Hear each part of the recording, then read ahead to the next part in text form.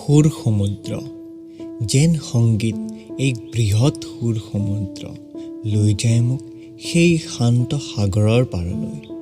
মোৰ সুৰৰ জংকাৰ আহিছে বতাহত ভাহি পুষ্পৰাগিনীৰ ৰাগত মতলীয়া হৈ।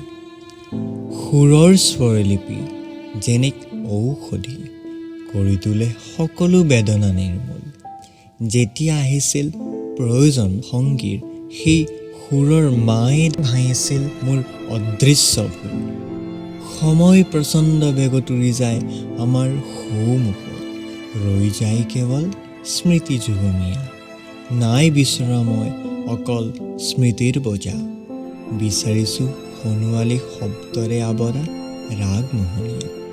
হাজাৰ বাক্য য'ত হৈ পৰে শব্দবিহীন, হাজাৰ বাক্য য'ত হৈ পৰে শব্দবিহীন, তাত সুৰেই বিলায় পোহৰ লগাই শুৱলা মাত।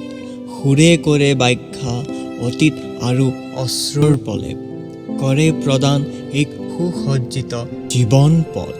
সেয়েহে মই সংগীত প্ৰেমী, সুৰৰ ৰাগী মই।